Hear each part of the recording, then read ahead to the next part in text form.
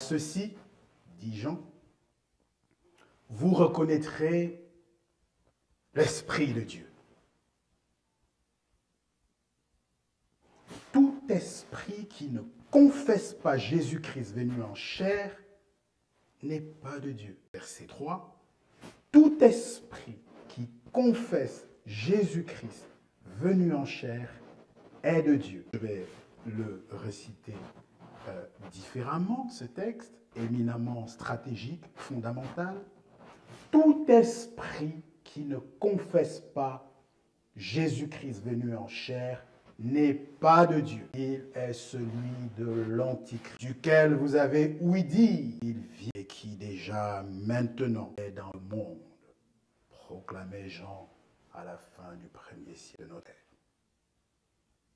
Et au cas où cet avertissement péremptoire de Jean ne serait pas bien rentré, la Bible a entendu pour écarter toute ambiguïté, y rajouter une couche bien épaisse et au passage fournir à l'humanité ce que nous appellerons un kit de détection rapide et fiable entre le faux Christ et le véritable Christ.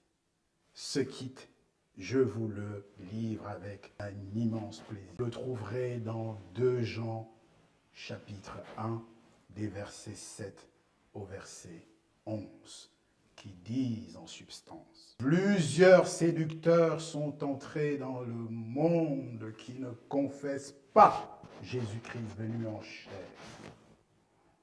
Celui qui est tel est le séducteur, l'Antichrist. Prenez garde à vous-même, afin que vous ne perdiez pas le fruit de votre travail, mais en receviez pleine récompense. Et le verset 9, tonitruant, définitif, péremptoire. Quiconque, dit ce verset, quiconque va au-delà et ne demeure pas dans cette doctrine n'a point Dieu. Mais celui qui demeure dans cette doctrine a le Père et a le Fils.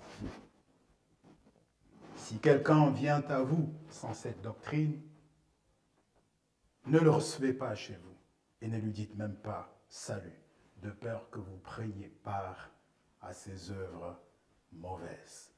Fin de citation.